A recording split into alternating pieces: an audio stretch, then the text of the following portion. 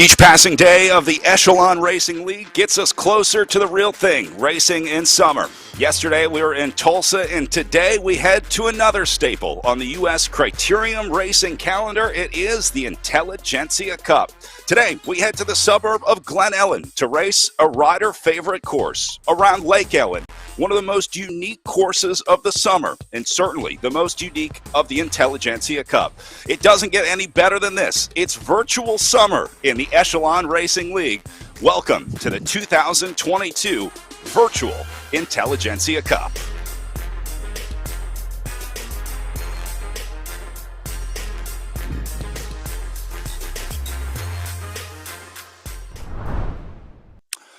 Lauren, I can feel the sun coming in from my window right now with a little bit of snow falling outside here in Pittsburgh, but it really does feel like we're getting closer and closer to summer with each of these stages at the Intelligentsia Cup. I love that you said it's virtual summer. Yeah, there's no doubt. And Intelligentsia, one of the races that I was unfortunately never able to do, but this looks like a beautiful day. And I love bike racing, so and I love summertime. So looking forward to today. You're going to get a great taste of it today. Let's talk about yesterday very quickly before we move into today. We were at the virtual Tulsa Tough yesterday. Crybaby Hill, the legendary course. The riders doing multiple times up the hill, but in the end it came down to these two, Jackie Godby and Rhea Mobbs. Godby has been the queen of the Echelon Racing League, and it looked yesterday like she might finally have some challenge, but Mobbs getting dropped in the last just about 50 meters. Jackie Godby surges to the line. Almost undefeated in the Echelon Racing League. She is by far one of the top virtual racers in the world, and she'll be back today for the Virtual Intelligentsia Cup. One of the biggest characteristics of this Tulsa Tough race is Crybaby Hill. Can you talk to me a little bit about that hill? So, I was reading the history on it last night. I love it. You know, I really love the bike culture. I love the fact that we've brought that into virtual racing. And knowing that it was called Crybaby Hill, each one of those 25 times I went up, I was just thinking to myself, don't cry, don't cry. That sweat on your face, not tears. And just knowing that history helped me be a little bit mentally tougher, getting into the scene, getting into that mindset today. So that was a lot of fun. Coming off of a couple of weekends ago with the last race, there was a long hill, but it was more consistent. This one is in a crit format. Did that change your strategy at all with approaching the climbing portion of the race? So, when I'm going into a long hill, if it's going to be, that 8-minute, that 15-minute hill, I'm going to be racing myself. I know that I can't burn matches early. If you're 90 seconds in to that 15-minute hill and you go too hard, you're paying for it for the next 13 and a half minutes. But today, when you get that crit style, when you get to go again and again and again, and make mistakes, you get the opportunity to race not just yourself, but also the course, today specifically the infamous Crybaby Hill, as you mentioned earlier, but you also get to trade off with your competitors. So today, Mobbs and I were going back and forth, trying to lose each other the hill both times, trying different strategies, really gauging the other person out of the corner of their eye and saying, I'm tired. If I take a break on this hill, are you going to take a break with me? Are we going to cooperate? Are you going to try to drop me? So, these shorter crit formats really add a lot more, I want to say, interpersonal strategy than some of those longer hills.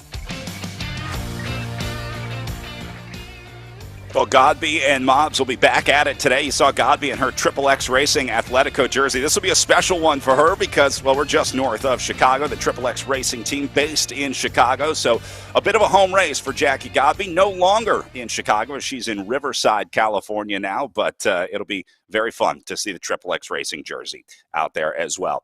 By the way, our overall series winner here in the Echelon Racing League, Jackie Godby, currently leading the series with 1,200 points. Aaron Ayala up into second place overall for the Velocity Vixen team, and then Dylan Baker sitting in third place overall from Project Echelon Racing with 905 points. Godby has a pretty comfortable lead in the overall with just a couple weeks left here in the Echelon Racing League, so she is looking better and better for the overall. Of course, the overall winner in the Echelon Racing League will receive the infamous Echelon Racing League NFT, minted by RGT and the Echelon Racing League. So looking more and more like Jackie Godby going to have a new NFT to add to her collection at the end of the season this year. Both our women's and men's winners will be receiving the Echelon NFTs. Our women's winner here at today's Intelligentsia Cup stage will also receive a custom Intelligentsia Cup jersey from Bora Custom Teamwear, the official apparel provider of the Intelligentsia Cup. The winners got this a few years ago. I still have my hat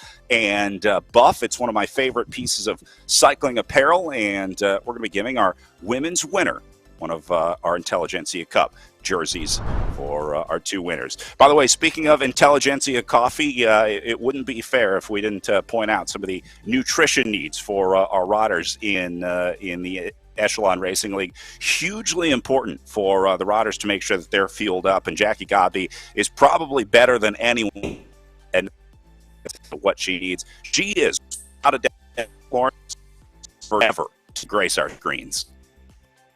Yeah, no doubt. I mean, we have seen every one of our competitors throw everything at her, and just she just keeps coming back week after week, winning, and just super excited just to have the competition. So you see her taking off the beanie cap. Maybe that, again, it must be pretty chilly in the pain cave. Yeah, I just really enjoy watching Jacqueline, race her bike. It's great.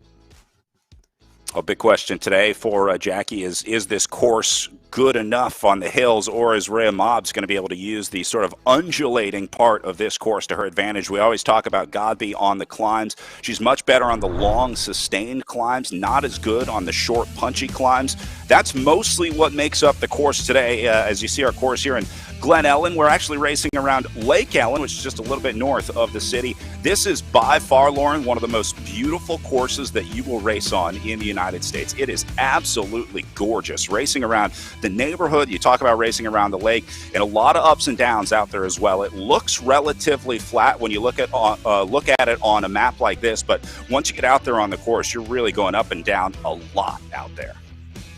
Yeah, and again, going back to Godby's interview, and she's talking about racing the course yesterday. So today it'll be a little bit different. She can focus more on her effort and not necessarily the course. So yeah, this is a good rolling course like we've mentioned in the past. So I'm excited to see, probably watch Godby just totally roll away. I'm not going to lie. Let's just call it like it is.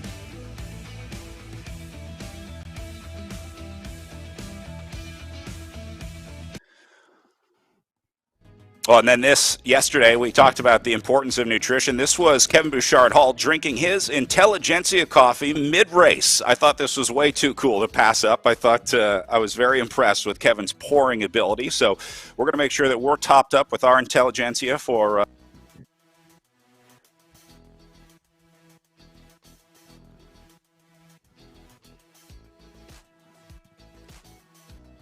sorry about that. You see Kevin Bouchard-Hall pouring his coffee, and then Jackie Godby with her SIS. And then Godby. So you see Jackie Godby's SIS nutrition. Or, well, that was for the tour of the Gila, and we'll see what she does today, eating her SIS. All right, we got a special welcome before we get started because we're just about 2 minutes away from race start. So let's get ready for our official welcome. I just want to say welcome to everyone who's joining us. I mean, we're thrilled to be a part of this unique and innovative effort to grow the sport of cycling, particularly in the Glen Ellen area. Many of our residents are cycling enthusiasts, be it competitive or casual, and the Echelon Racing League will give them a chance to participate with others who share that passion for cycling. You know, apart from being fun, cycling in all its forms promotes community health and economic development, and we're very excited to be part of this process. You know, Glen Ellen is a community that is very diverse in terms of both its residents as well as in its geography. And what makes it unique within the DuPage County area is that it has a lot of changes in the topography, particularly on the course that the races run on. You know, it runs sort of a circuit around Lake Ellen. So in the center of the course is always one of the more beautiful iconic symbols of our village, which is Lake Ellen. But the course itself includes a lot of changes in elevation. It has a lot of different challenges to it in terms of the turns and the straightaways. And so I think for both amateur as well as professional, it provides a really unique challenge. But it isn't so daunting that an amateur cyclist really couldn't benefit or enjoy participating in the race.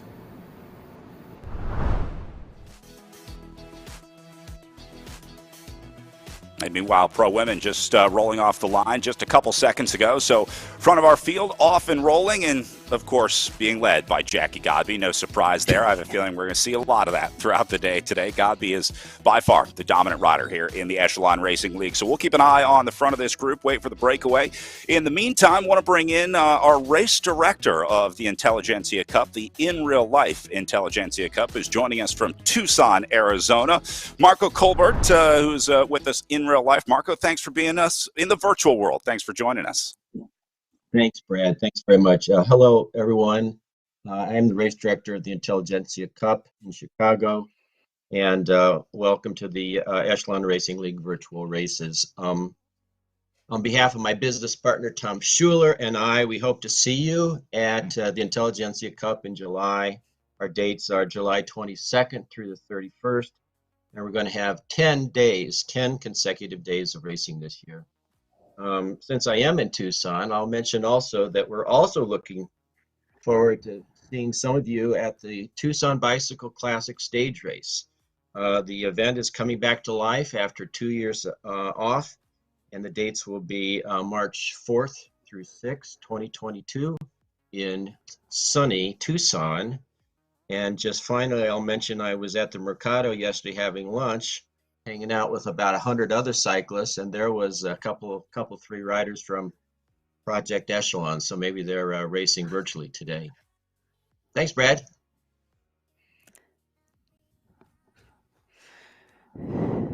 Sorry about that, Marco. I know riders are excited. You talked about riders training up in Tucson. You guys have your dates ready for 2022 for Intelligentsia?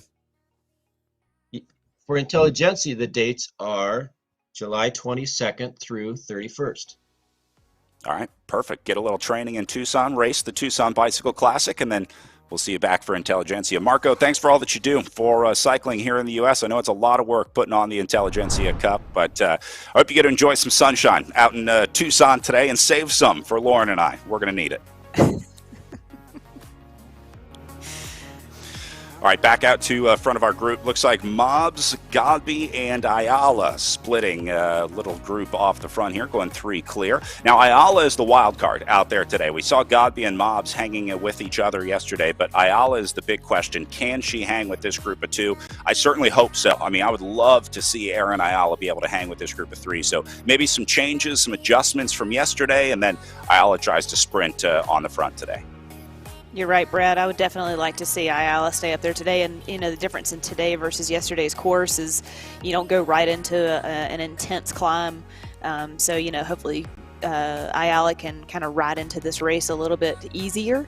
But, yeah, she should definitely just kind of buy her time back there and see how long she can sustain the effort with these 2 up front. Now, the turns, the ups and downs of this course makes it much more technical. I'm not sure how that plays into Erin Ayala's riding style. She's obviously got a snap. She can obviously accelerate, but when you're doing it multiple times around this undulating course around the lake, it certainly takes its toll. So we'll be keeping our eye on Ayala. She's in the red zone right now. It seems like she's going pretty deep to cover this move and just try and stay on the wheels. Maybe just some early race sort of settling down, just trying to figure out what that rhythm is going to be and what kind of wattage they're going to be looking at. Yeah, exactly. That's probably exactly what it is. Just kind of riding into this race and getting a couple of laps under your belt and kind of getting a feel for, the file and the profile and how to ride this course and to stay on the wheels of Mobs and Godby. I want to go back to Marco talking about Tucson Bicycle Classic. I was just in Tucson, and I don't know if you've ever been down there, Brad, but it is heaven on earth to ride your bike down there, and I absolutely love it. It's 70 degrees down there right now. It hardly ever rains. I love Tucson Bicycle Classic. We would always use that as an early season race.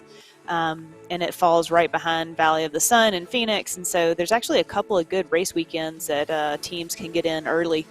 Yeah, like, and I'm glad that Marco is going to have equal race distance for the men and women. I think it's going to be 80 miles for the men and 80 miles for the women. So some good stuff coming out of Tucson, and thank you to Marco for making that happen. Yeah, Tucson was always sort of an unofficial training base for a lot of American pros. I mean, you would spend a winter there or go do 6 or 8 weeks a training block in Tucson. A lot of riders would use that as their winter training base. Now you have the Homestretch Foundation there, where a lot of cyclists have based their winter training as well before heading off with their teams. Yeah, I appreciate you mentioning that. Catherine Bertine is a dear friend of mine, and kind of helped start the Homestretch Foundation. And the Homestretch Foundation, we house athletes, female athletes specifically, for free, and they can train. They have to apply online, and there's a pretty significant application process. And what we look for is that they commit to at least 1 month up to 6 months. And that is to kind of create a good culture in the house. So we'll pair a beginner rider with an experienced rider. And so that I was also part of that as being the experienced roommate. And so not only do you learn just training, but off the bike situations of maybe there's contract negotiations you want to talk about, or, eating habits or sleeping, or, how to properly rest. So it's a really cool program that is in its 5th or 6th year. And I know over 50 athletes have been through the house. So it's a really great program. You should check it out if you get a chance. Seen a lot of successful athletes come through that program. It's an awesome stepping stone. Great opportunity for riders. So thanks to you for doing that, because I know you had to dedicate your time to that. So we appreciate that, Lauren. All right, looking at Anna Rokkanen on the front of the chase group here. This is sort of the race for 4th place on down. Those 3 going clear off the front. So I have a feeling that group of 3 probably stays away. I think that's pretty much a dream team of 3 riders up there on the front. Yeah, no doubt. I mean, you can't get any better than sitting on Godby's wheel. I mean, you can't ask for anything more. So it's just how long can you stay up there and sustain the power that she can put out. So buy your time, sit up there, and enjoy the ride. By the way, that is the Finnish jersey hanging in the background for Anna Rokkanen here. We always like to look at the international time zones. It's right around 6 p.m., a little after 6 o'clock in the evening in Finland right now.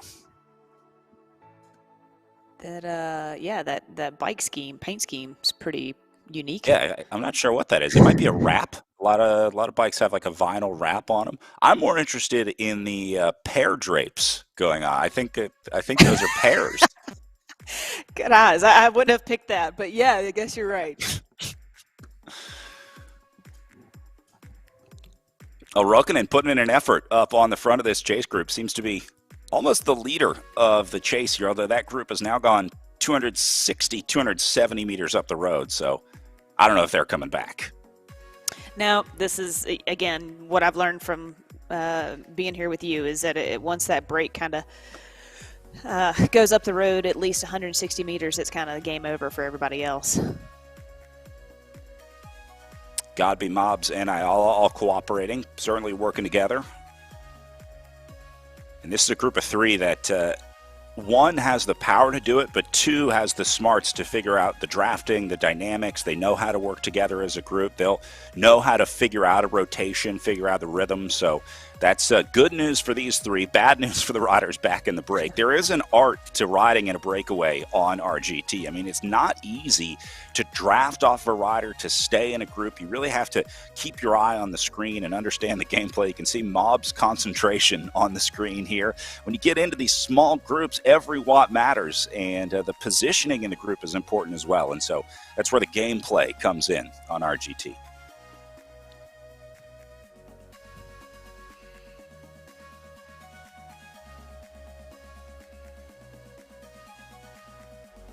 So Mobbs with her setup yesterday out of the UK.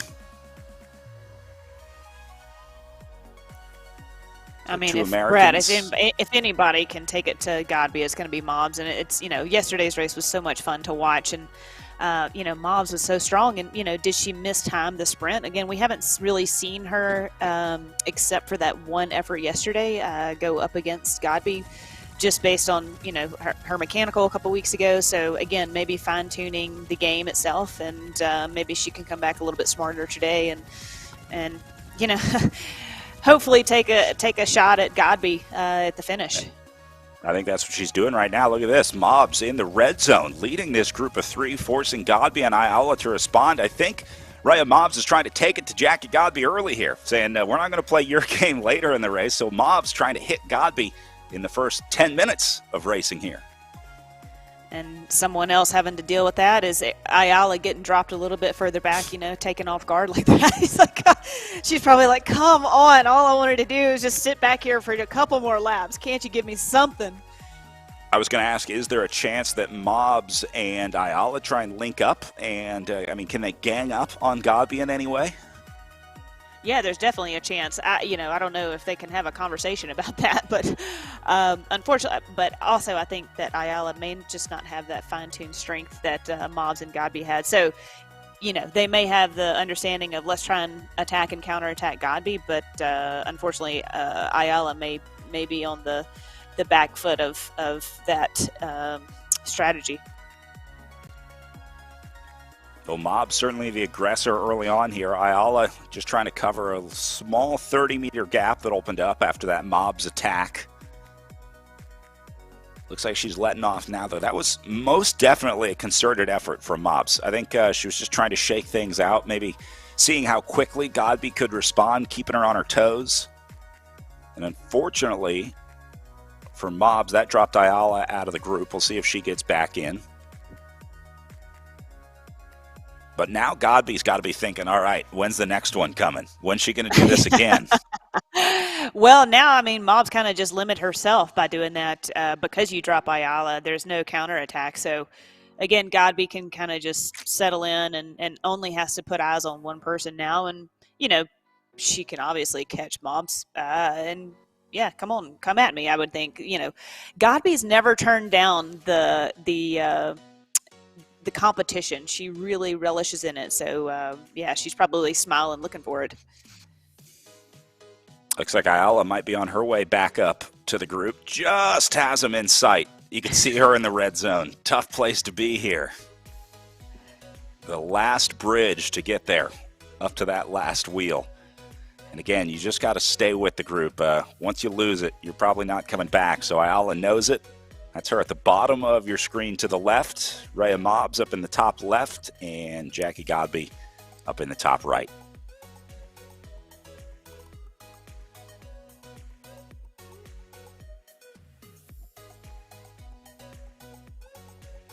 This definitely isn't an easy race. You can see Mobbs standing up and really kind of like shaking around on the bike a bit. So this is already hard racing this morning. Yeah, they went early. This is this one playing out much different than a lot of the other races in the Echelon Racing League. So I think Mobbs is the addition that's changing things up. And now she's going on the attack again. Mobbs is absolutely coming for Jackie Godby today. This is an all-in attack from Rhea Mobbs. And look, why wait around for Jackie Godby to take you to the line, right? Well, you've watched it happen now like 14 weeks in a row where Jackie Godby is probably going to drop you in the last 400 meters. So you might as well take a gamble here, try and take something early. You're right. You have to just kind of shake things up. You have to try everything, pull out all the aces out of the hole. I don't know. You just got to try different tactics to beat Godby because obviously taking her to the line's not working. And the longer the race goes, it seems Godby gets better and stronger and more efficient. So why not try and just keep hitting her early like this and just see if you can't shake her out a little bit and throw her off and maybe create a gap and I don't know. You just got to try something. This reminds me of, your time racing with United Healthcare when we had that dominant blue train, and every race would be a different strategy to try to beat United Healthcare. That was pretty much how the entire season went. It was like, all right, we tried to break a 6 yesterday. That didn't work. And so let's try a break of 8 at 2 laps to go today. And it was literally just all the teams working together to try to beat United Healthcare. They were that good. I mean, it was a dominant era of American criterium racing, but very similar to, I think, the Jackie Godby situation right now, a dominant rider in the field. And the funny thing about the UHC years, and anytime, honestly, I was directed by Rachel Hill, I would say, is we could throw somebody up the road. Everybody thought that we were going to play the same game plan every week or weekend, but the funny thing was we also changed our game plan every single race, and we would take chances on all kinds of athletes going up the road, and because we're just like, what do you have to lose? Like, if you get brought back, okay, well, we know we have Loretta Hanson, or we've got Deanna Pinuelo to go for the sprint, or we've got 3 different climbers to choose from. Like, that was such a gift, and she always empowered us to go up the road and have that confidence. And so, yeah, again, looking at mobs, like, take that chance, take that opportunity, gain some confidence, gain some strength. Like, you have nothing to lose by going up the road. And to be honest, no matter how it pans out, she probably ends up, it's not like she's going to blow up so bad that she goes back to 3rd or 4th or 5th position. So she can afford to take those gambles now, probably still has a good shot at 2nd. I mean, even if she does blow up and goes back, maybe races against Ayala, links up with her. But yeah, Mobs, take some gambles here. She already did in the first 10 minutes of racing. Things settling down just a little bit now at 15 minutes in, but got to think this is putting Jackie Godby on edge. She talked about it yesterday, kind of looking for the riders coming out the corner of her eye, keeping an eye on riders, the gameswomanship that goes into racing. But now Godby has to be thinking like, all right, what's Mob's plan here? And that kind of throws you off because now Godby is thinking about what Mobs is thinking about instead of thinking about, focusing on the ride. Right, and like Mobs. Godby was talking about, like Godby was talking about yesterday, she was kind of racing the course also while racing mobs at the same time. So today, yeah, she's totally watching mobs and mobs definitely taking it to her. This is great.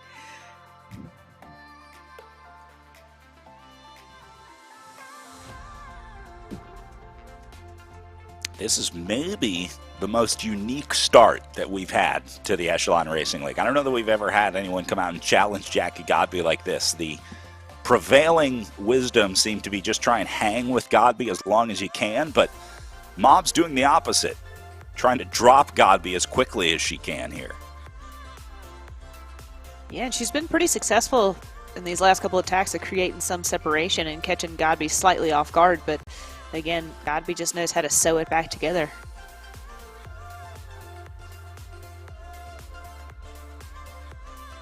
Mob's heart rate going up to 192, Brad. Holy moly. Yeah. And then you can see she kind of lets off a little bit once she starts to get past 190. When she gets into the low 190s, it's like she's back down into the saddle. You gotta let off. Your heart rate's about to explode. Yeah. Come on, you keep. Yeah, you're about to have a heart attack. Do it again. Hit him again. Watching the wattage as well, you see in the upper left corner of each rider's gameplay screen. Jackie doing about 250. Mobs hovering between 200 and 250. You see Mobs has to do significantly less sitting in the draft here, Lauren. Yeah.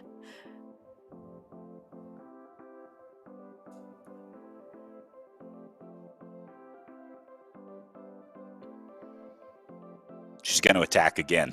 I can feel it. And I think Jackie Godby can probably feel it too. I wonder if it's some sort of like on-off effort that she's trying to do, or based on the course profile.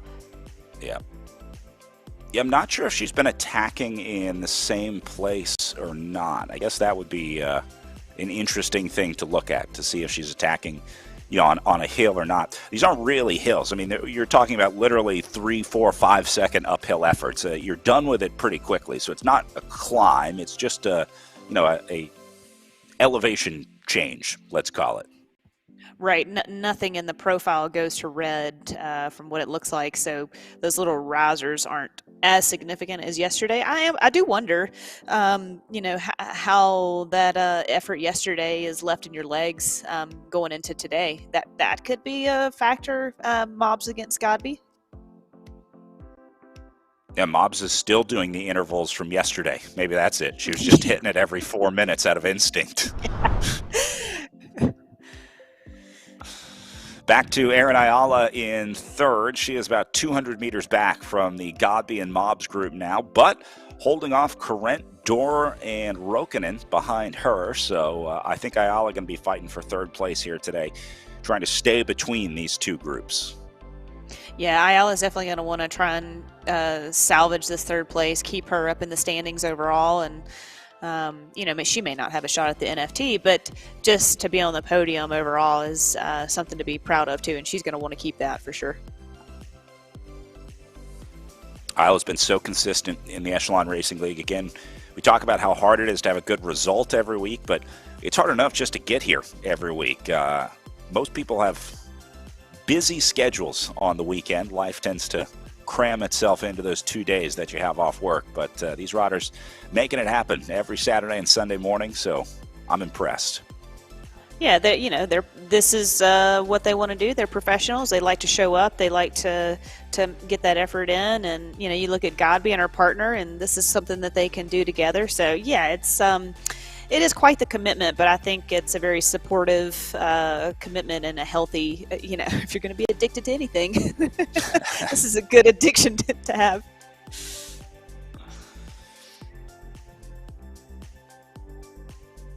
This group keeping the tempo high. You see Ulay on the back, chasing back into the group, as Miller and Carolus set tempo on the front for that Rose Beast Mode team. They also have Dor, Friebel, and Marb in this one today, a squad of all Germans on the Beast Mode presented by Rose Squad.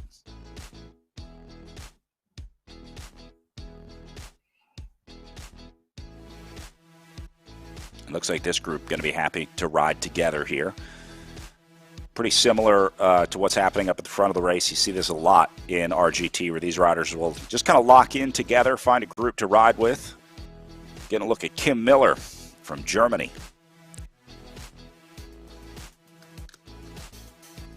She prefers a nice dark room for her efforts. Yeah.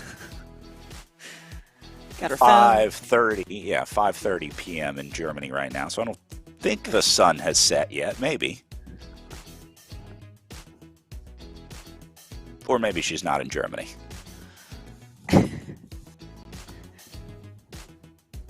A German registered rider, we should say. Maybe at a friend's house in Switzerland or something. Excuse me, guys. I have to excuse myself from the dinner table to do an effort. There's better Wi-Fi in Austria. That's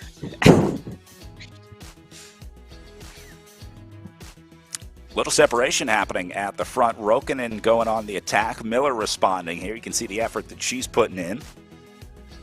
I like being able to see Miller's screen. She uses the third-person overhead view. I think they call that the drone follow view. It just kind of stays focused above and behind the rider. It feels like you could probably also see that if there's a gap and how big that gap is, and maybe monitor that effort a little bit more efficient instead of being, right behind that rider, and you kind of can't really gauge that in the RGT platform. So yeah, this overhead's probably a little bit more of an efficient view. Riders have a choice of a few different cameras, but I think the one that Miller's using right now is one of the more popular views. It's either that or the first-person view, where it's just it's basically what you would see if you were a rider. There you go. There's the view. Using our patented CSI technology to zoom and enhance and zoom. We got to know. Inquiring minds need to know, Brad. That's right. We did some forensic investigating on Kevin Bouchard Hall's sandbags yesterday. We investigated some home decor from Mobs. We're getting to the bottom of the important issues here in the Echelon Racing League.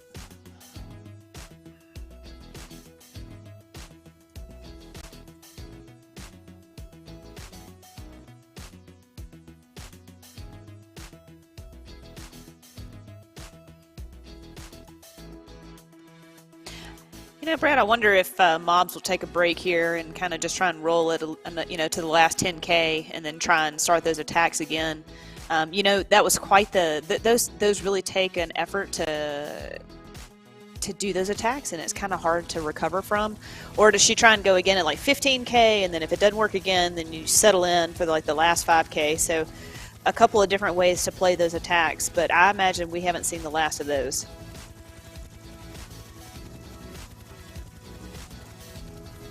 Yeah, I would say just keep hitting Godby. Just keep going at it. Try and crack the queen here. Surely she can't be perfect every day, right? Right? You would think she would crack at some point. Yeah. Not just like boxing. You got to put those little body jabs in, right? Just soften them up. Eventually, you're going to land that one.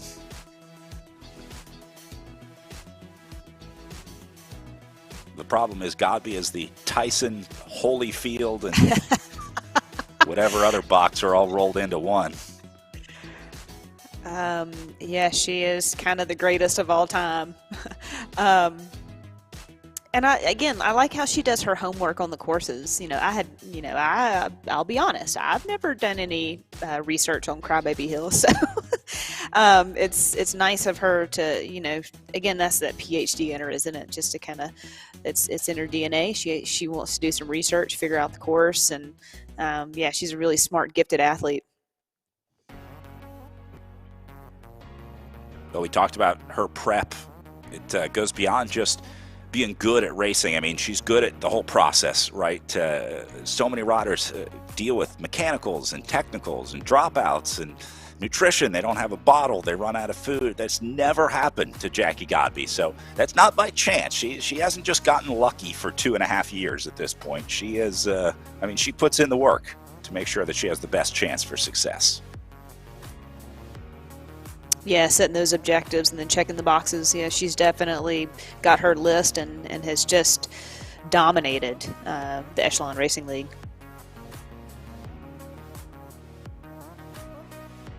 Do you have any pre-race prep stuff during your career? Like, what was your pre-race routine? Was it a breakfast? Was it a warm-up? Anything like that?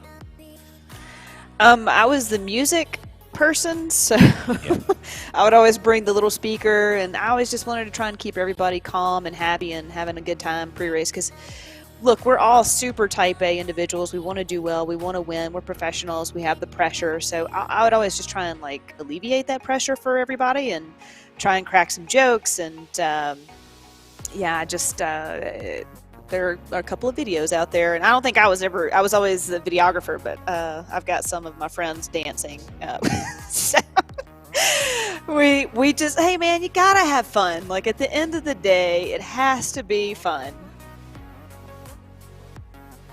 I'm gonna zoom you into Mobs and Godby here. Looks like they could use a little fun right now. I would think there has to be some music going. I mean, Mobs has her earbuds in. So, come on, you gotta, as much as she's been attacking some sort of Rage Against the Machine early, I don't know, some techno. Yeah. One of the cool advantages, I guess, of racing virtually, you don't get to listen to music in real life world.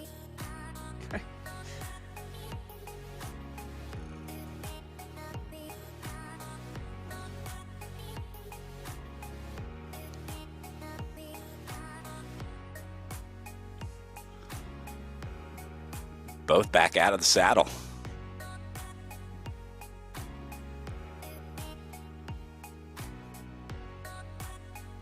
Mobs is definitely the aggressor here. I think Godby's going over the top of this move now, but it seems like Mobs is taking it to Godby, and then Godby kind of responds to that aggression. Goes Mobs again over the top. Yeah, agreed.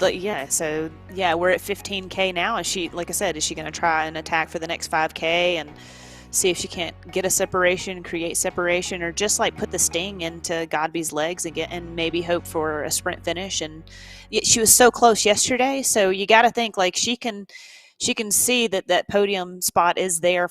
She's just so close, and how to get there,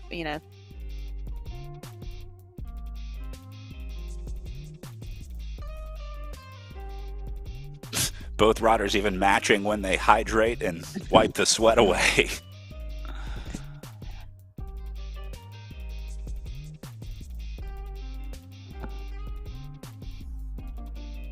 And then back into the endurance or tempo power zone.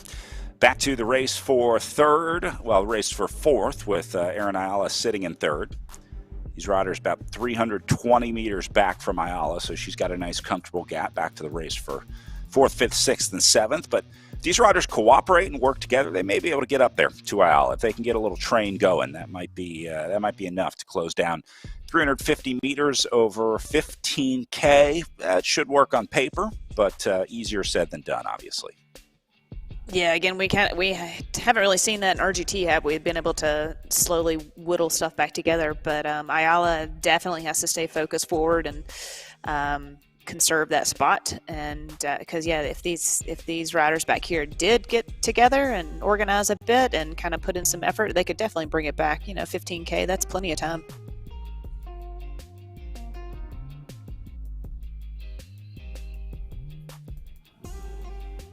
They're probably going to need to up the wattage a little bit. Ayala averaging somewhere between like 3.5 and 4. She's keeping it in the mid to high threes for the most part, talking about her watts per kilogram. They're doing sort of low to mid threes back in the chase group. So as a group, I think they're all going to need to kind of generally lift their power output to bring Ayala back, although looks like they are starting to tack it back a little bit. Still at 320 meters back to Miller. So Ayala's doing a nice job. This is really hard to do by yourself. Again, drafting is a huge part of RGT, and Ayala has none of that right now. Those 5-6 riders behind her racing for fourth, they can all draft off each other and save that 20-30% of energy, whatever it is, by sitting behind a rider in front of them. Ayala's doing that extra 20-30% all day today. Yeah, she is, but she's also controlling the effort and just kind of going her pace. Like, you can settle in. She was a triathlete, so this is a comfortable space that she is very aware of and knows really well. So, I think this is a good spot for her.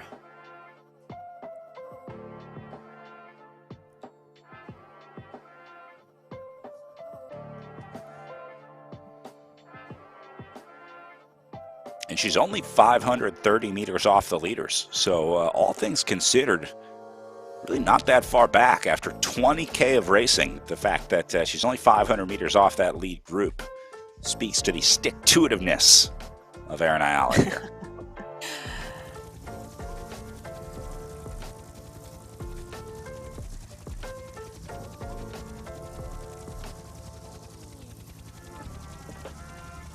Bob's back to drafting off Godby here, sitting on.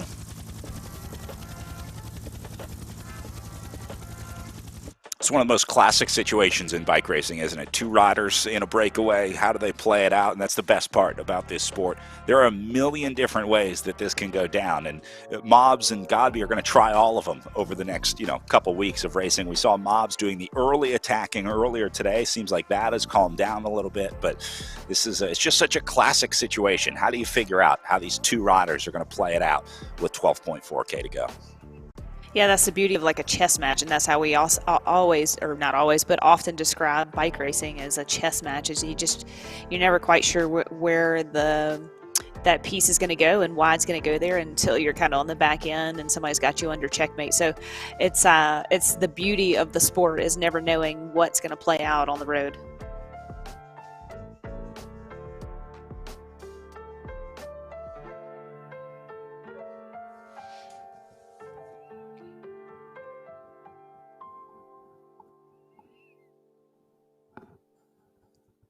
Little lower wattage here for Godby and Mobbs.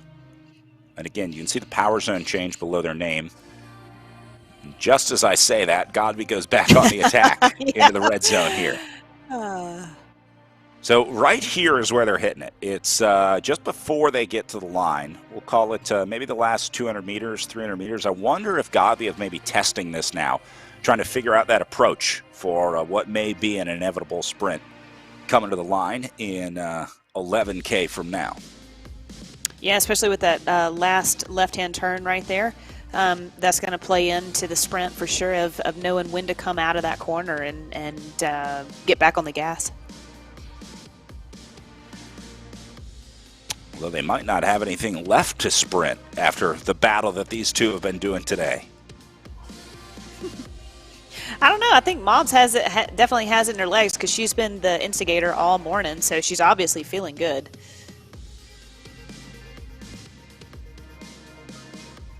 Or at least was feeling good when the race started. Yeah. She might have a different feeling here at 23 kilometers in after battling with Jackie Godby for the better part of the last half hour. Yeah, but that's the game you got to play. That's the race you got to do because you never know. I mean, if you're not feeling good, that probably means that Godby isn't either. So, you know, who has the tenacity to just – and obviously I think Mom's does because she's the aggressor. So, you know, when you're the receiving end of someone attacking, it's like this mental blow every time of like, oh my God, there they go again. So, you know, this is Mom's taking the race to Godby. It's really good to see. And I know Godby really appreciates it too, but at the same time, there has to be a little bit of crack in Godby somewhere that's thinking that, oh man, this is hurting really bad. Well, Mob's certainly making her mark on the Echelon Racing League. Coming on strong to challenge Jackie Godby here into week 4. And a couple perfect courses for Mobs as well. Just the right courses to beat Jackie Godby on. There are some courses that you don't want to challenge Godby on. Like I would never take her to Tour the Gila and try and beat her on the Gila Monster or Mogollon Climb, something like that. She's going to beat you every single time. Not even 99 times out of 100. She'll beat you every time. But if you can get her in a sprint, you can get on one of these rolling courses, one of these power climbs where you can sort of jump over the climbs, Jackie Godby can be beat. You're right, Brad. I mean, so yeah, why not today? Every race you toe the line, you got to think maybe today's your day. And Brad, just so you know, I've sent you 2 dance videos.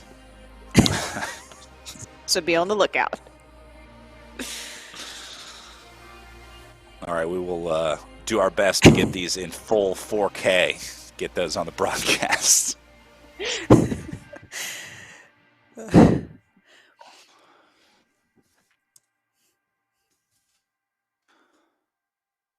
I'm wondering if Mobs has 1 or maybe 2 more attacks in her before you get to the finish.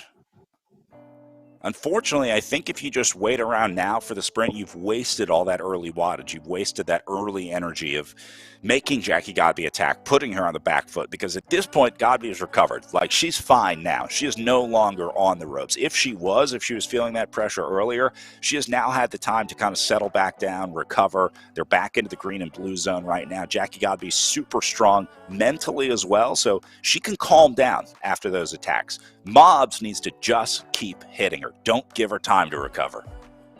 Yeah, but again, I think of like that last, so 15K to 10K, Mobs was kind of hitting it. Now 10K to 5K, maybe take a rest, and then 5K to the finish, try and hit again. Like, just, you know, kind of throwing everything you got at her.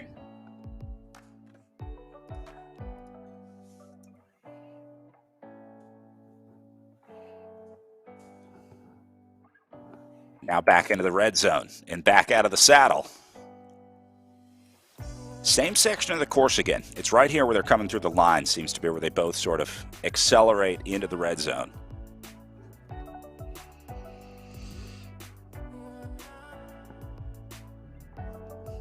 All right, so as they continue their gap here, they are coming up on about 10K to go to the line here. We're going to take a quick break here from our pro women's race, and we'll be back with our finish from the Echelon Racing League.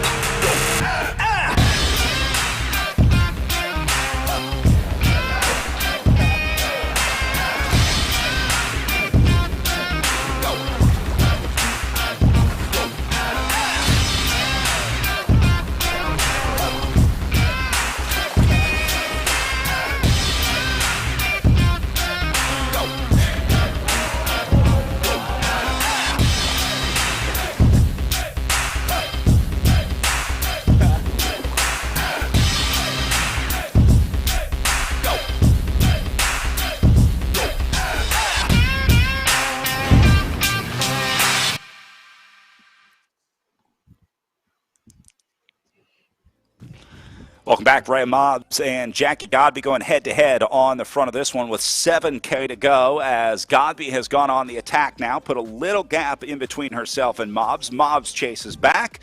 And does she counter or does she hang on here? For a second there, I thought she was countering, but maybe she's just hanging on. Well, certainly good to see them back into the red zone here at 7K to go. I was worried that this would just turn into a two-up sprint, that they would just ride together in the breakaway and then sprint it out in the last lap. That has not happened today. This has been non-stop action for these two in the group, hitting left and right, blow by blow. These two have been putting on a great show today. You know, I think they wanted to do Crybaby Hill again today, so they just keep going back and forth with these attacks. It's so good.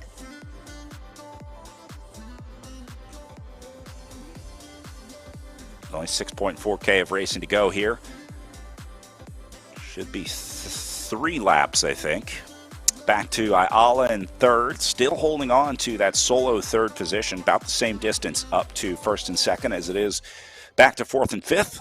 So I think Ayala should be good. The fact that Ayala held on to what is now going to be a 700-meter gap by herself with Mobbs and Godby attacking each other on the front, hugely impressive. It is, but again, you kind of go back to that efficiency model of when Mobbs and Godby start attacking each other like that. Yeah, they go super hard, super fast for a short amount of period, but then they recover, so they let off the gas. Whereas Ayala is just going to keep that steady pace and just try and keep that gap, that time, that triathlon time trial effort. So that's where she can just manage that gap as best she can. But yeah, you know, you keep seeing Godby and Mobbs kind of go 1-2 like that. You know, they go up the road and then they kind of come back. So yeah, it's a good day for her. Looking at the race for fourth place on down now, Carolus leading the way. We saw Kimberly Miller attacking earlier. Anna Rokkanen has been strong on the front as well. But this group down to 4 riders. They dropped Ulay, O'Toole, Dorer, and Corrent. This was a group of 8 earlier, but now down to 4 with 4th, 5th, 6th, and 7th in this group. A little further back, looks like O'Toole in a group with Corrent, Nelson. They're all going to be riding together. That's this group right here.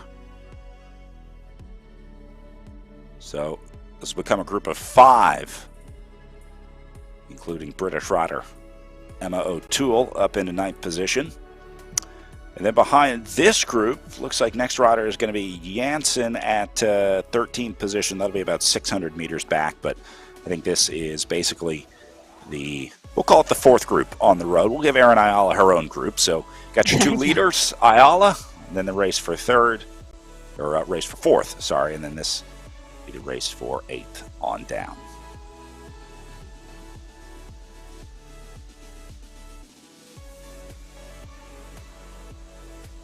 A little further back to Victoria Jansen in the 13 spot, also all by herself. Looks like she came off of that group with Corrent and Nelson up the road. All right, back up front, Godby and Mobbs back into the red zones, back through the line here, 4.6K to go. Man, I think they just stay in the red, don't they? Well, that's all we've seen. Every time we come back to them, these two are just in the red zone. Well, they've been keeping each other on their toes all day. This has been a pleasure to watch. Coming up on 4.4K of racing to go. They've knocked out 30K already. You know, it's what I like to see is that each one of these riders are lifting the other up, and it just raises the game for both of them. So these attacks, you know, no matter who gets first and who gets second, like it definitely helps both of them to raise their trainer game, essentially their racing game.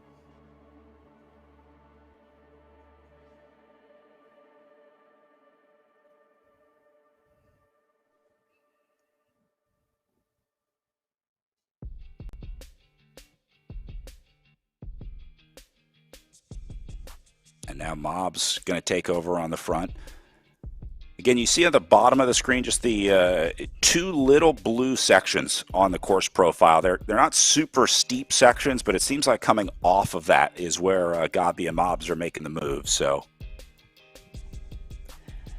and also what I find interesting is the power history up in the top left-hand corner. That consistent line. It looks like a heart rate beat. It just keeps going up and down and up and down, just attack after attack. They're not sitting in at all, like we've talked about. These two are just going head to head.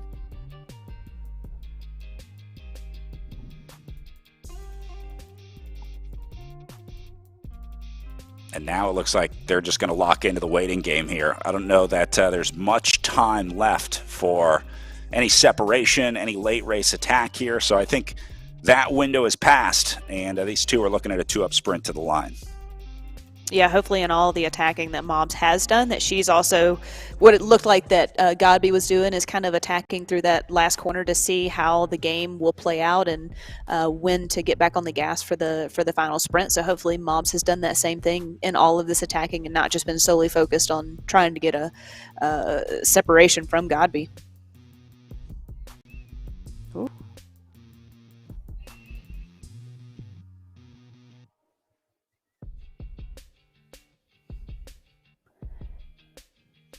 And again, kind of, Brad, going back to what we normally see Godby sitting most of the race. We've seen her standing a ton today. And Mobs just kind of matching attack for attack right now.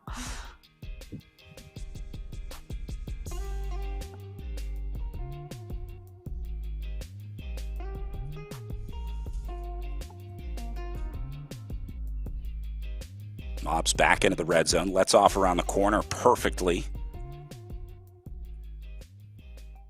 Ooh. Hold the wheel, Mobs. Now is where, yep. Just got to stay right in that draft. And again, the riders have a drafting indicator on their screen as well that I'm sure Mobs will be watching. Back under the line, Godby in the red zone. She's doing more work than Mobs here. Mobs is definitely taking the second position in this scenario. I think she's more than happy to let Godby go into the red zone alone.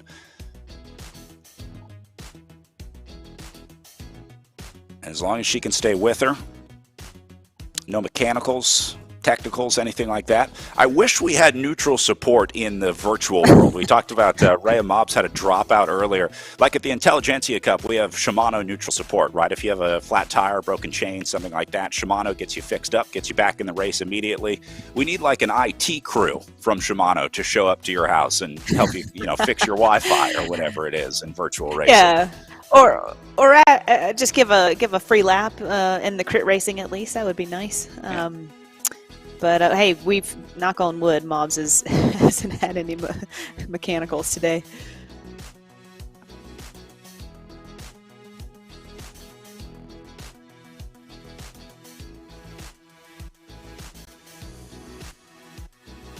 All right, Brad, last 2K here. I would almost expect Mobs to start hitting it again. You gotta. I feel like she's got to kind of take it to Godby and kind of throw everything at her, knowing that finish and that Mobs was so close yesterday.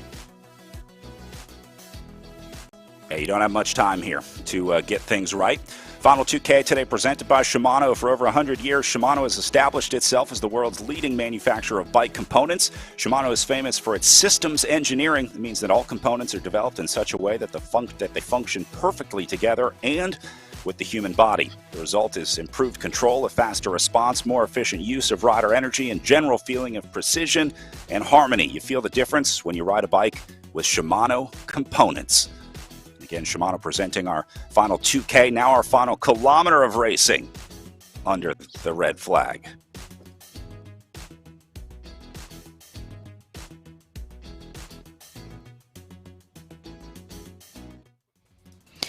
Brad, do you think Mobs can do it today?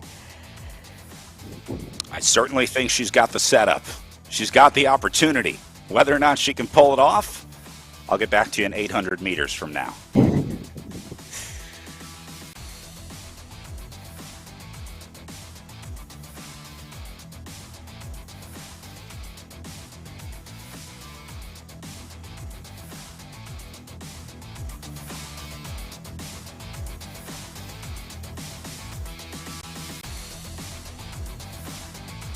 down to 500. Still matched.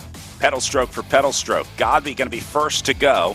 Mobbs responds under 500. Now Mobbs will go over the top.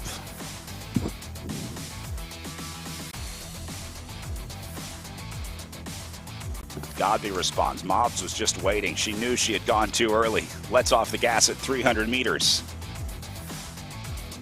Another hit? Out of the final corner, yep.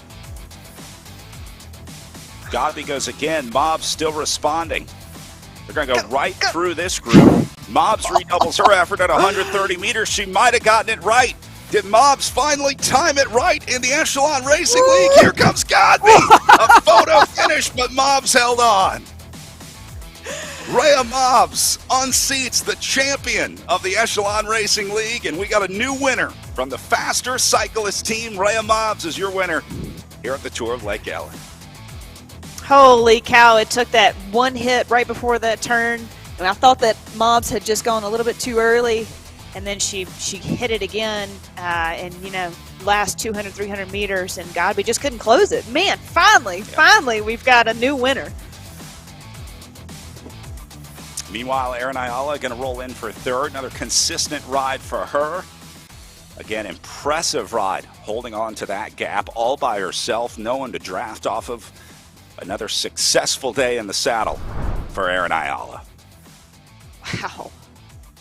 Wow. But what a battle between Godby and Mobbs. You see them in our Science in Sport, SIS Zoom room. They are spent.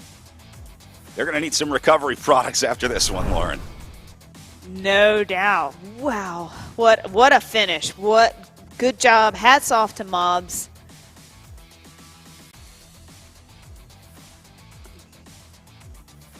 Of course, Mobbs going to have our Bora Winners jersey headed her way. Nothing better than new kit day. Bora Teamwear makes it easy to order beautiful USA-made custom cycling apparel for your team. Customer service is the best in the biz, and they'll walk you through the entire process from free design to their unique fit guarantee. Ensure you get amazing kits on time. Bora is the official teamwear of the Intelligentsia Cup, and our winner, Rhea Mobbs, will be getting a Bora Teamwear winner's jersey. Here's the sprint for fourth place. Back behind them, looks like Miller going to lead it out early here. Remember, we saw Rokkanen doing some early work out of this group, and then Carolus falling off the back a little bit as they go inside 600 meters.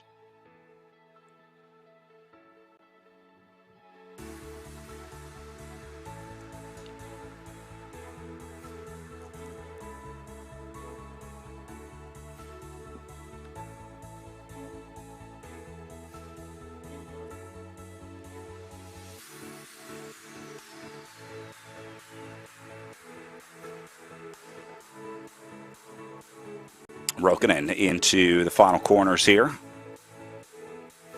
as they have now dropped Dorr out of the group. Here comes a surge from Baker. Now that's an effort right there. Baker lit it up.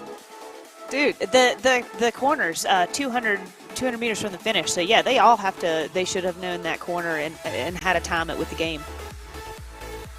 Huge effort for Baker, as looks like she'll lock up fourth place on the day. But all about Rhea Mobbs at the front of the race, our women's winner here in the Echelon Racing League. Let's go to our Science in Sport interview room with our winner.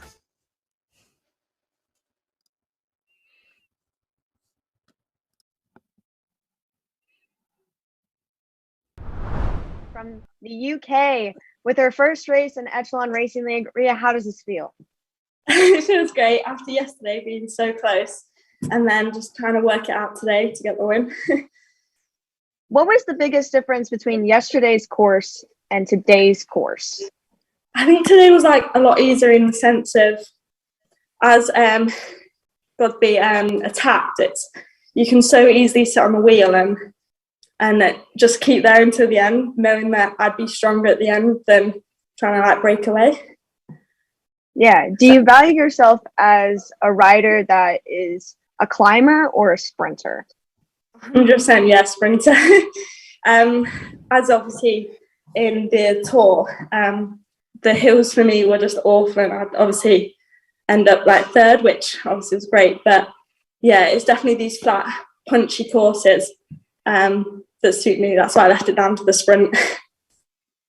Does riding on virtual racing change your strategy at all for the last 1K to go? I'd say it's pretty close, but like taking like the improvements from yesterday and making sure that I left it a little bit later, knowing that Godby was a little bit stronger in the long run. So I had to just be punchier in the last K, which worked well. Awesome.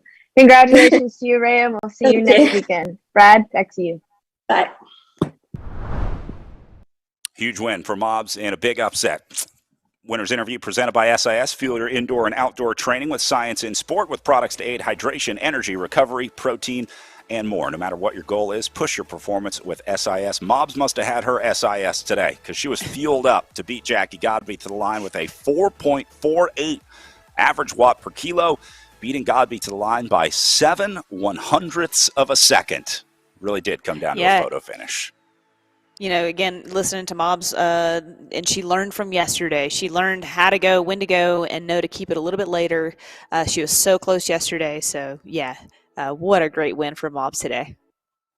And then Aaron Ayala into third with a 3.66 average watts per kilo. Dylan Baker takes fourth place, currently sitting, third overall for the Project Echelon racing team. Kim Miller ends up fifth, Anna Rokkanen in sixth, and then goes down to Sarah Carolus in seventh. Emma O'Toole pulls out an eighth place finish, and then Boulay into ninth, and Marie Dorr in 10th for the Beast Mode presented by Rose Team. So 52 minutes, the winning time for Rhea Mobs in our elite women's race, getting ready for our elite men coming up here in just a bit. Lauren, any thoughts watching the way that women's race played out? I mean, are things going to change for this men's race coming up?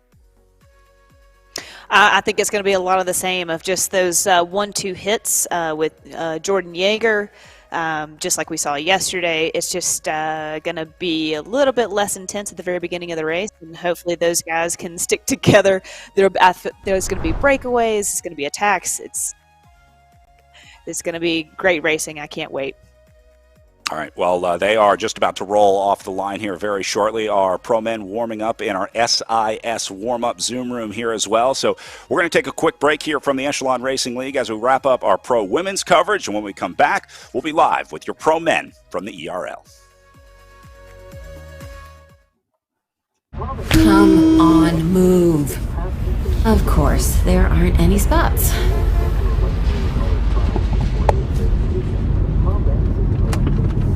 I am. A few minutes won't hurt anybody. Thanks, Grandma.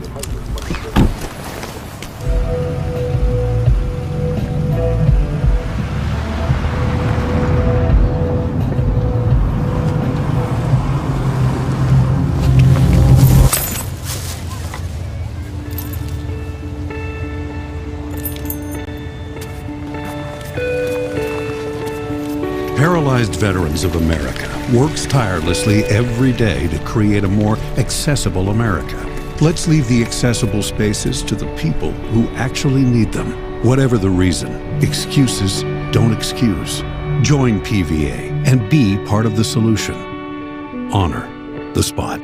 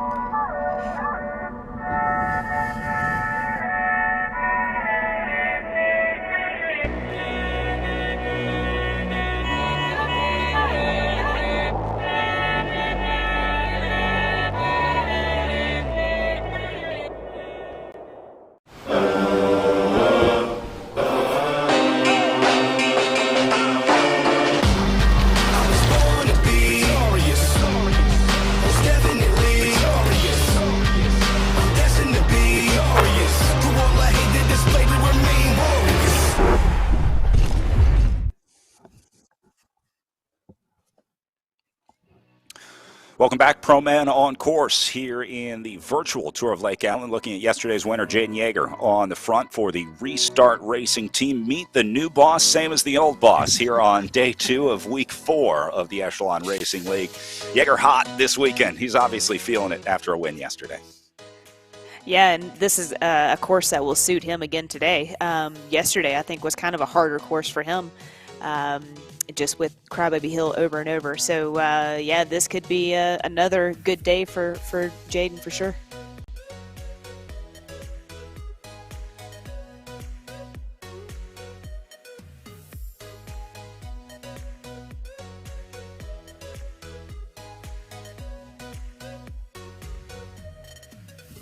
Well, we talked about Jaden Yeager's result yesterday at the virtual Tulsa Tough. We saw how that one played out with the virtual Crybaby Hill in it, but this one a little different, Lauren. It's not as steep on the climb. The finishing kick is not as big, so Jaden Yeager may have a different race to deal with out there today. He was able to attack from 2K out yesterday. A long bomb from Yeager, but it paid off. Yeah, and they created the breakaway. They had 2 guys up the road. Had Kevin Bouchard Hall kind of sit in the pocket.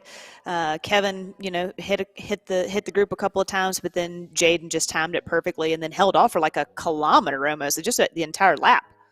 Yeah, it was a really impressive solo effort. Yeager ends up winning today by almost 100 meters on the line. A huge victory for Jaden Yeager. Not just winning a day in the Echelon Racing League, but, I mean, he dominated. He really put his mark on Tulsa Tough on Crybaby Hill. So can't wait to see him take that one on in person. A rare fist pump from Jaden Yeager. That's about as excited as we see that guy get. But he was happy with the result, and he should be. So he'll be back for more today with his Restart Racing team. Also going to be looking at some of these other names on the list. Emmerich had a good result yesterday, super aggressive on the front. We always talk about Matt Usborne, a perennial favorite. Ben Thomas up there as well in Jaden Yeager's group that he left at 2K to go. And then Zach Nair and Mason Roca in there as well. So they may be some to watch. And, of course, Kevin Bouchard Hall. You can never count out KBH, the Restart Racing rider. I hope he has more Intelligentsia coffee today. That was the key yesterday. We saw him pouring his Intelligentsia mid-race. I've got mine. I hope you've got yours. I know you were caffeinated throughout the morning, but I've been drinking on the special Intelligentsia Podium Blend, which they make for the Intelligentsia every year, Intelligentsia Cup every year. By far, one of the best parts of racing the Intelligentsia Cup is the coffee on the podium. Our podium finishers get coffee. So some riders leave with like a lot of coffee. KBH is back with the coffee mug today. See it, and then he keeps the carafe or the pitcher below. He's got a separate shelf below where he has his backup Intelligentsia coffee. Yeah, Brad. Coffee and cycling just go hand in hand. Like either we need it to get rolling, or we usually like to do it just to have a good coffee stop on a easy ride. So it's where you see all the cyclists is at the coffee shop.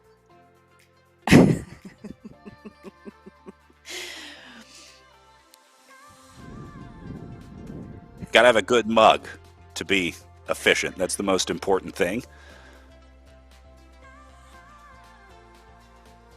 I have my Intelligentsia coffee cup mug today. I would like to give a special shout out to whoever was second place in the Omnium in 2017 and didn't pick up their podium prize, because I've been enjoying it for the last few years. So whoever was second place Omnium, thank you. I appreciate you not making it to the last podium. The coffee's delicious.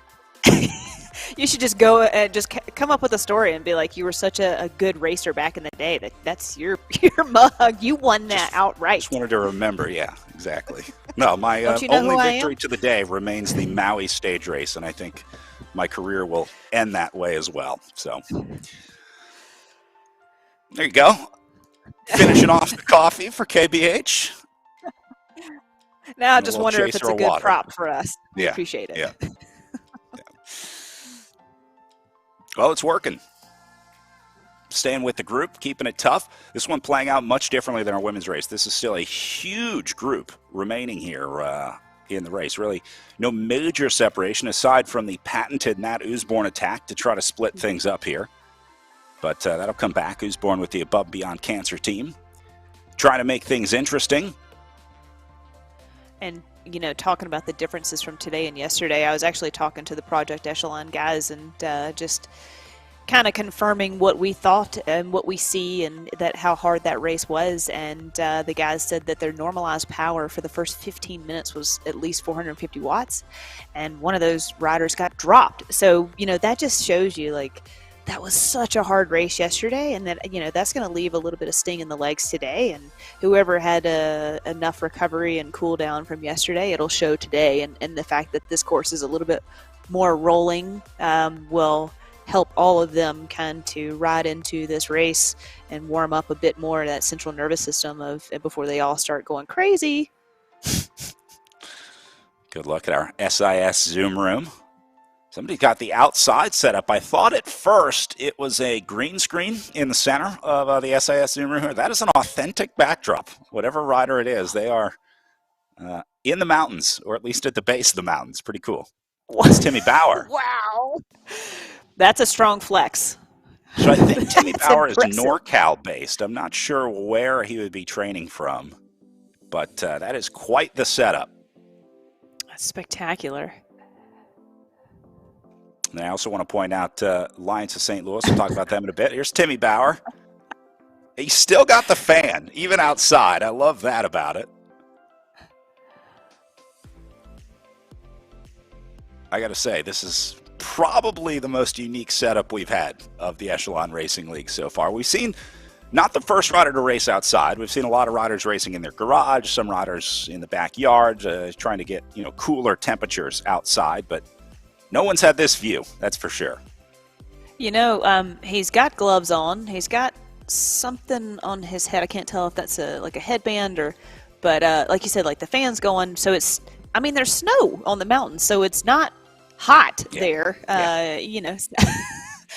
Optimal temperature, like we were told a couple weeks ago, 50 degrees. So what better view could you have than that with his sawhorse?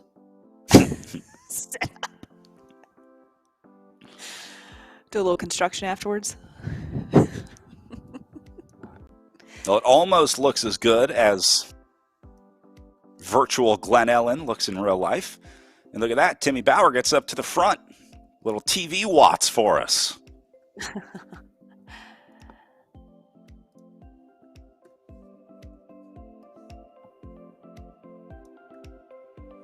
Looks like Cosella going to take a look. Dowd there as well. And look how big this group is. They've already covered 14 kilometers of racing, and a relatively large group hanging in here. Much different than when we watched Godby and Mobbs blow up the women's race early on. I was thinking about yesterday's men's race and how Emerlin kind of hit that group a couple of times, and I wonder if Mobbs kind of took a page from his book of, why not try and soften up the group, and it's going to hurt yourself, but I'd rather take the race in my own hands and take it to my competitors than kind of be on the receiving end of that. So this is a different race, but Mobbs made the most of it, and maybe Emerlin can come back again today and see what he's got. There are a lot of riders in this group that probably haven't seen the front group 15K in a long time. It's probably been a few races before a lot of these riders have been with the front group.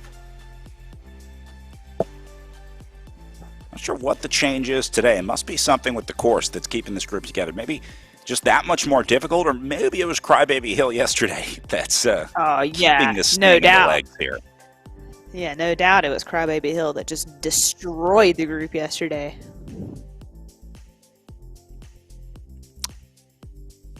There's Usborne back on the front. Payne Griffin going to join him. Usborne, another outdoor rider. He usually has his setup. Yeah, he's on the balcony I think in Vancouver. I have a telltale sign that he's going to do well today. He's got the pit vipers on his head. They made an appearance yesterday, but it wasn't until after the race. So maybe the key is having them with you the entire time. Everyone's got their, their little secret, I guess. For some, it's a little mid-race Intelligentsia coffee. For some, it's a half dozen SIS gels in the last 5K. And for some, it's some Pit Viper sunglasses. going back to coffee, and again, kind of making that connection with Marco, having Intelligentsia Cup, and then also being down in Tucson and Tucson Bicycle Classic. One of the best coffee shops in Tucson is Presta Coffee Roasters. Curtis Zimmerman owns that company, and he's a supporter of cycling and a big fan of cycling. He's got bikes in his shop. And I'm pretty sure those are Gord Fraser's bikes that he highlights, which is a pretty cool connection back to the world of cycling. So Curtis is a dear friend and always has supported cycling and been a fan of cycling. So yeah, like that coffee connection is through and through. It seems like every cycling community, no matter where in the world you are. Yeah, nothing goes together quite like coffee and cycling.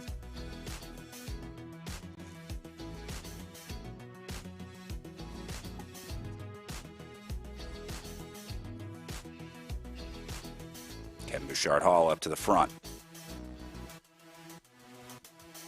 Could he be setting up Jordan Yeager?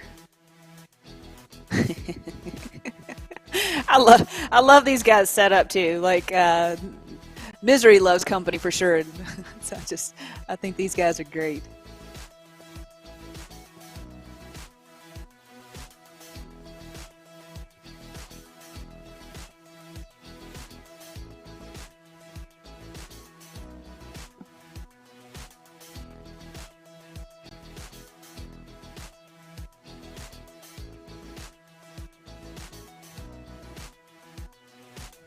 Yeah, looking at St. Louis Alliance here.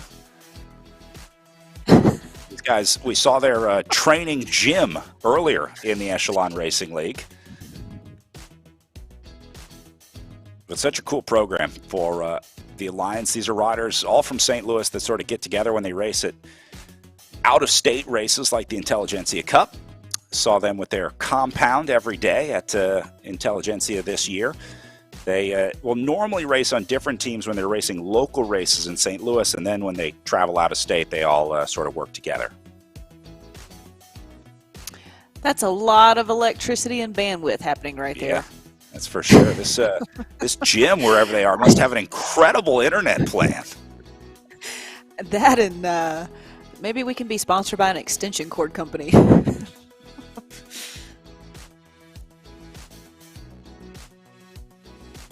A lot of power in virtual racing, both the power meter type and the power to keep everything running. I'm amazed that this group is still together on the bottom right of our screen. I cannot believe that no one has caused a split off the front of this group yet. Maybe it's because the St. Louis Alliance guys showed up and started keeping everyone together. That's the wild card factor today. Yeah, you're exactly right. I don't think it's from the lack of trying. I mean, we've seen a couple of guys trying to go off the front, and then while we've just been live with the St. Louis Alliance, these guys are giving her. I mean, the bikes are rocking back and forth. They're standing up. Thanks for the wave. Yeah, it hasn't been an easy race, that's for sure. And we actually have two views from inside the St. Louis Alliance view. There you go. This is by far, yeah, aside from Timmy Bauer's outdoor setup, I think this is the most technically advanced setup that we've seen yet. Oh, they got the St. Louis flag going. I love it. I love it. This reminds me of like the old days of computer gaming when you had to, be in the same room. They called them LAN parties, where you had to show up with your friends and actually, physically connect your computers together before we had the internet. If you wanted to play a game together, you had to be in the same room and connect your computers together. So the gaming nerds would get together in a setup very similar to this, and they all had to hook their computers together. So what's old is new again. The LAN party is alive and well. I learned something new every day, Brad. I had no idea what that was. That is a total nerd thing. That is, yeah, I don't don't you to know anything about LAN parties. Look, I'm before you. It was like Dungeons and Dragons in our years, so I have no room to talk.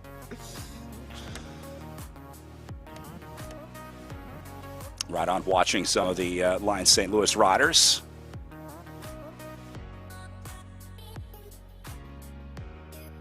I guess the other advantage here is obviously the communication.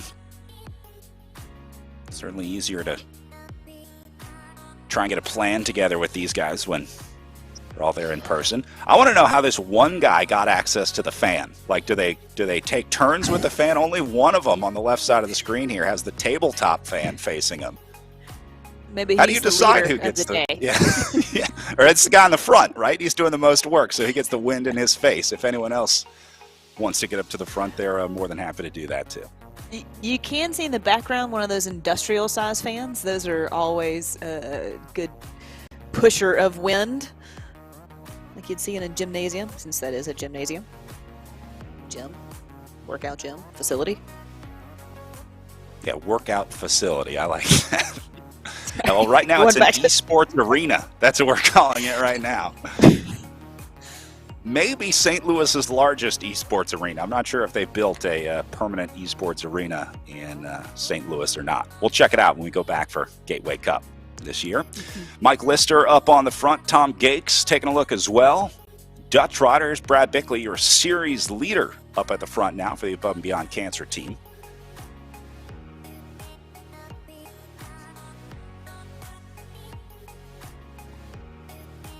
Coming up on 13K of racing to go. These guys don't have much time left to get a sprint. I have never seen a sprint this big in an Echelon Racing League event, so this may be a first for us today, seeing a true bunch sprint to the line. You know, as a rider, I look at this group and effort and size like you're talking about, and I think, oh my gosh, the tornado is about to come. This is going to hurt so bad in another 3 or 4K. Because I think just attacks are just going to start going ones and twos and just taking it to each other as hard as they can. This is going to be intense. All right, well, with these guys working out at the front of our pro men's race, let's go check in with our para and hand cycling competition happening concurrently with our pro men this weekend. As we take a look at Sander Koeman back on the front, our winner yesterday in the hand cycle race. Looks like Koeman back up there today and has dropped Drosky, an H4 rider who is with him. Koeman riding in the H3 category, so should be the front, and looks like just one other H3 rider up there. That's going to be Bryant into third overall and sitting second in the H3 category. Koeman has been great to watch, super consistent, out here every week, and I think he might be undefeated in the hand cycling races here in the Echelon Racing League. Also watched Joe Bernier yesterday winning his paracycling race. He is up against Paul Kilgore out there right now as they look at 7K of racing to go. So Bernier trying to get up onto the wheel of Kilgore here. We'll see if those two can link up. The para and hand cycling races run together. Can you tell when Bernier knows that we are talking about him? I think he just gave the camera the wave. Yep. He's such a great guy. It's so nice to see that he's such a interacting and fan pleaser. Yeah, he's a fun guy to have at the races, that's for sure, and obviously a talented athlete as well. I've not had the pleasure to meet Mr. Kilgore in person, which I would love to do. Paul's also been a consistent rider here in the Echelon Racing League for the PVA squad, the Paralyzed Veterans of America team. An organization was a big part of helping bring para and hand cycling avatars into RGT onto the platform. So big thanks to PVA for their support of Echelon Racing League and obviously everything that they do for our veterans.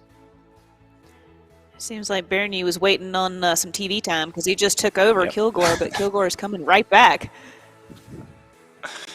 I think they had an agreement. I think they were just trying to make it look interesting. Get on TV and then start attacking here. So Bernier going to link up with Kilgore here. Both riders into the red zone, keeping it interesting. Now, these are different categories of riders, so technically they'll be scored separately, but these two very clearly racing against each other right now, and I'm here for it. Raise the level up by being with someone else. It helps a ton.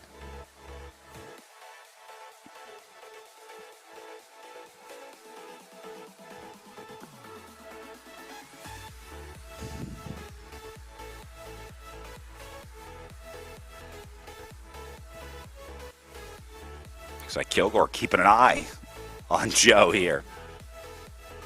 Again, that's part of racing, playing the game, the video game element of RGT.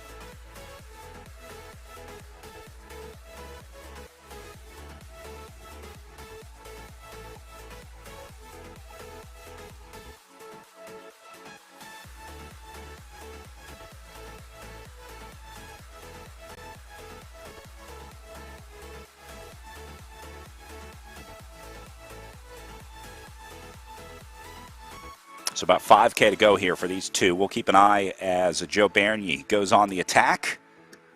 Kuman continuing at the front of the hand cycle competition. See a little move from Chris Naven moving up the right side here in our elite men's race. Naven from the Triple X racing team, the squad of Jackie Godby, a local Chicago squad. Got to give them a shout out for their home race here in the Intelligentsia Cup.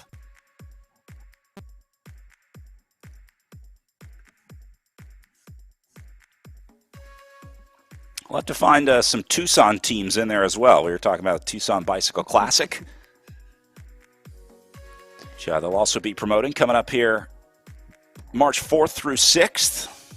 If you're looking to escape the cold or just want an opportunity to race this spring, the 34th annual Tucson Bicycle Classic will be back in 2022. We're running a 3-day stage race March 4th through 6th with a time trial, a road race, and then a fast and fun circuit course, and maybe the most exciting thing, equal distances for our pro women and pro men. It's a really great race, and it's funny. It's like you're talking about Tucson teams. I feel like there's not any Tucson teams, but yeah, there are a couple. There's I can't think of them right now, but it just feels like that's where everybody goes to winter. So you have all your pro teams down there finding their second homes, and down there in Phoenix, and before you head off to Redlands, and then Joe Martin, and then Tour the Gila. So it's such a beautiful way to start the year. There's so much tradition down in Tucson. They have the infamous shootout on Saturday mornings that is essentially like a race. It's a lot of fun. It's such a great community down there. Every Saturday there's at least 3 different group rides going off all across town. You pick your poison if you want something easier or harder or a different time of day. Like it's obviously I have quite the affinity for it. I spent most of my career in the wintertime down there, so it's my second home. I absolutely love it.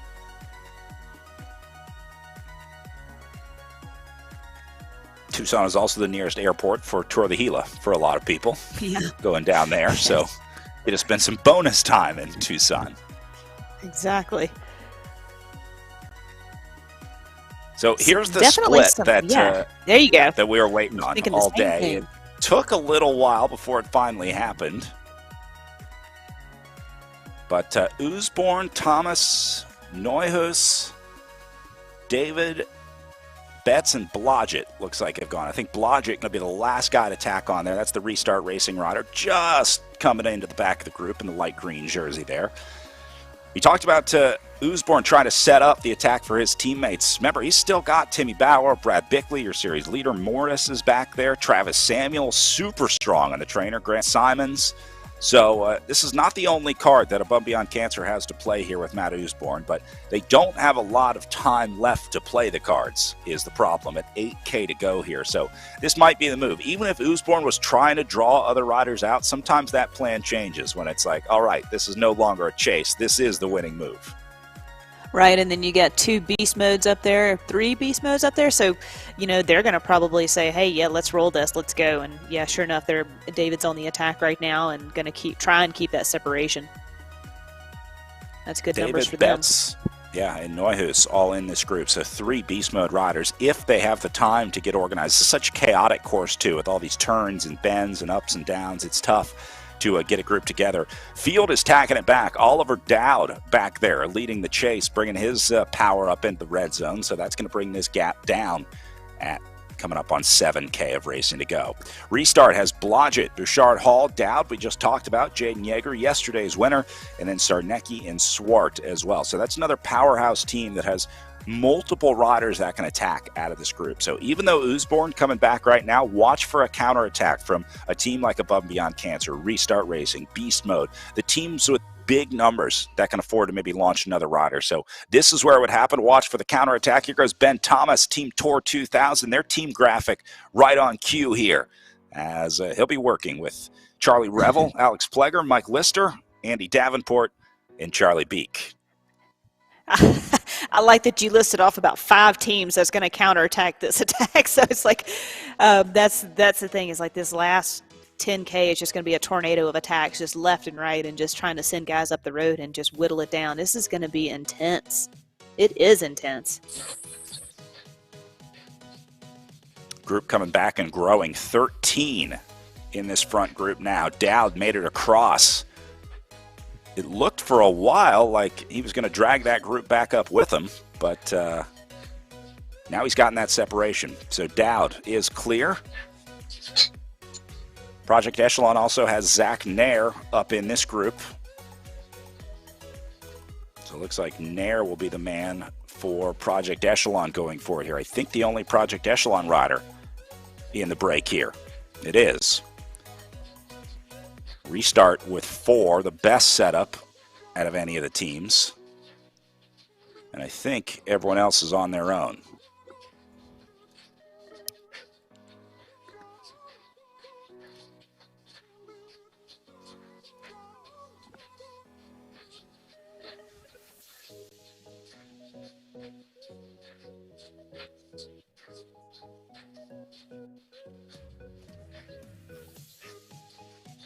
These guys moving.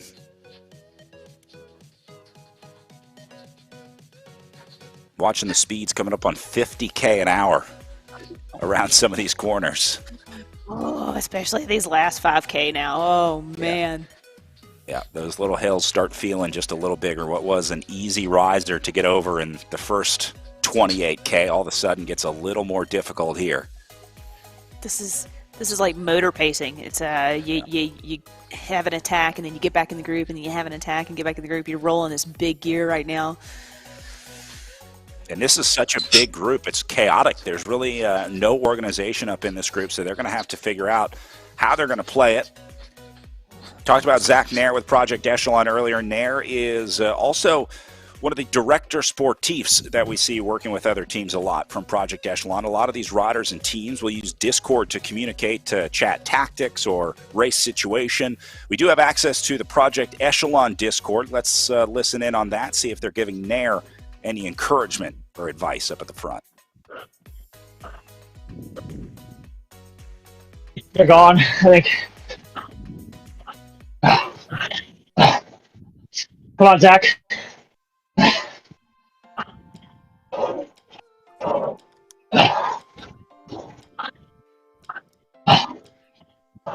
Sounds like those riders back in the chase group realizing this group's not coming back.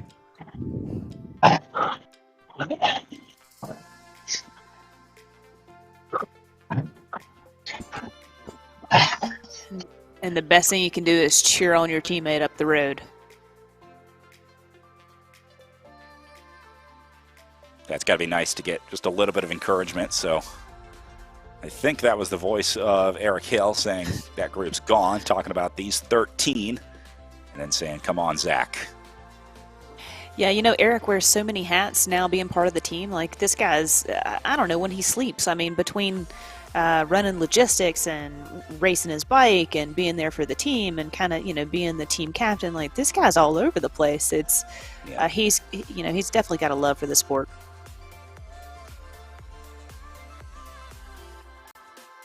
Here goes Dowd again on the front, 7.4 watts per kilo. Big effort for Oliver here at 4K to go. Talk about laying it down. Following Brad Bickley here, your current series leader in the overall of the Echelon Racing League with the Above and Beyond Cancer team. Also the team of Matt Usborne, who we saw up at the front earlier. Let's listen in on their Discord, see what they're talking about.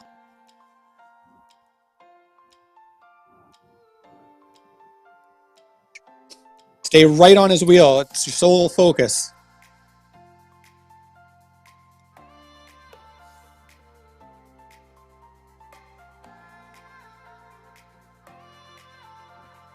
All right, get out of your television. We got less than 4K.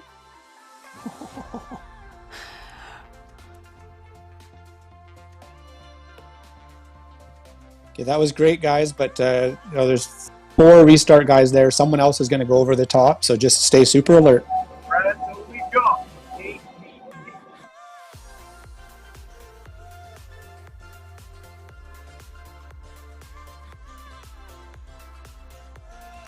I like that he talks about tunnel vision. There comes a point as a sprinter, as at the end of the race, is you kind of just everything turns off and you just go off a feel and your brain turns off, and it's called being in the flow and feeling the moment. So that's that tunnel vision. Yeah, he said, get out of your TV. I thought that was interesting. Time to start focusing on the race, focus on the effort, right? You can't just stare into the screen anymore. You need to start thinking like a bike racer here. So Dowd opening up a little bit of space here. He still hasn't gotten away. We won't call him clear yet, but this is a huge effort. Now remember, Restart has 3 other guys, so Dowd is not the guy for Restart today. It's going to be Jaeger or Kevin Bouchard-Hall here, who's at the back of the group right now. But Dowd is the sacrificial lamb right now for Restart. Yeah, good setup for those guys. Let somebody else chase that down. Bouchard-Hall will just sit back and wait. I have to imagine Jaeger will do the same. Here goes Bouchard-Hall now. From 2.2K out. Remember, Jaden Jaeger successfully did it from 2K out yesterday. Bouchard-Hall going to try and go from 2.2K out. And if this doesn't work, they still have Jaden Jaeger. I think we're just waiting to see Jaeger at this point.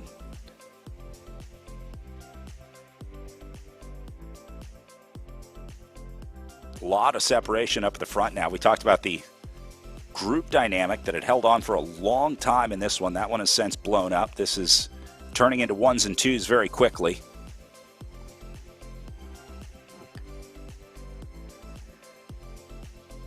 And look at this. Dowd's work is done. I love this. Very similar to how we see in real life. A rider does their pull and then pulls off. This is awesome. Enjoy those last 2K. Your job's done. All right. Got a little company on the front. Bouchard-Hall has now been joined by Usborne, Nair, and Bickley. Oh, they're all here. So now wait for the counter from Jaeger, sitting in 9th right now.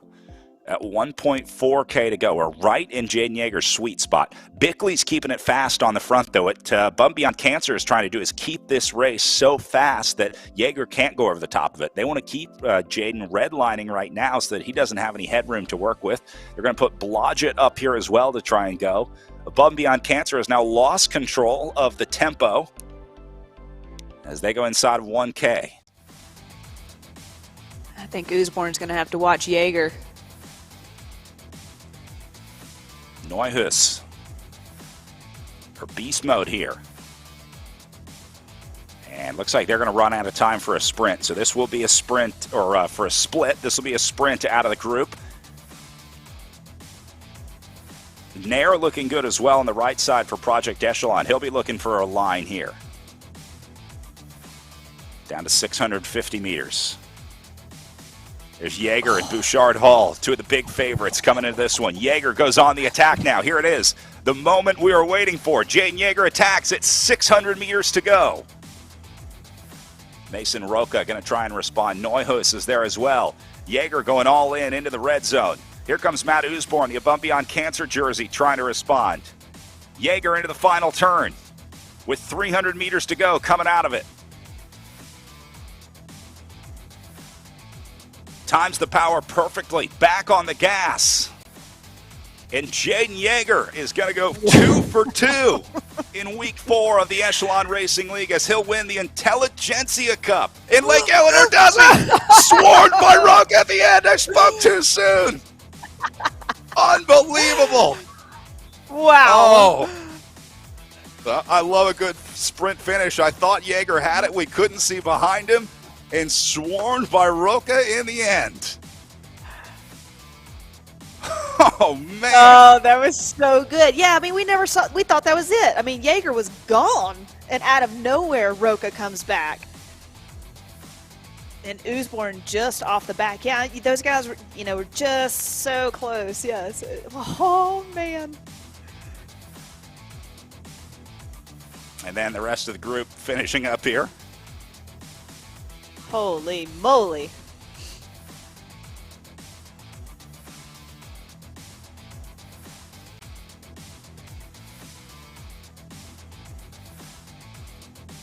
There's your winner, Mason Roca.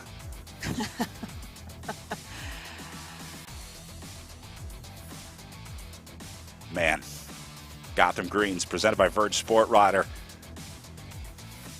Coming up in the last, I'll say 10 meters to make the pass. I don't know where he actually passed Jaeger, but it couldn't have been far outside of 10 meters from the line. Ooh, it's almost like a bike throw.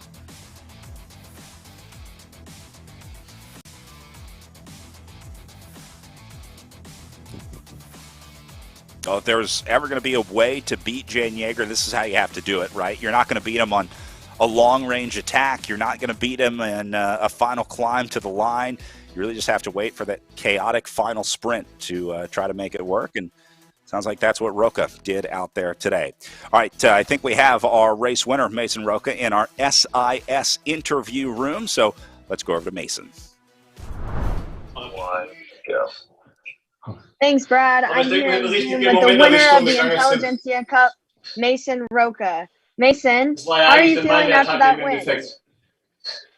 Yeah, I'm a bit tired, but it feels great to be able to sneak past everyone on that one. So how, with that last sprint, what was your strategy going into the last 1K? Well, I had a feeling that there were going to be some attacks. It was a kind of a big group. We had like, I don't know, 10, 12 riders. And it was a responsive group. So like everyone was responding to the attacks. So sometimes I think about doing a long attack, but I was thinking that someone else was going to go, and then I wanted to follow some wheels in the end. And Kevin kind of kicked it off early.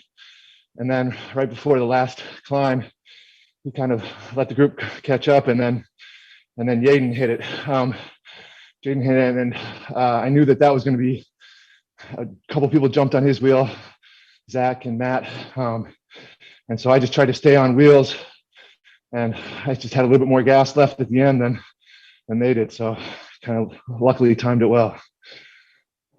First win in ERL for you this season. How do you feel after notching this? Well, I actually did get one earlier, but it feels great. I mean, yesterday was brutal.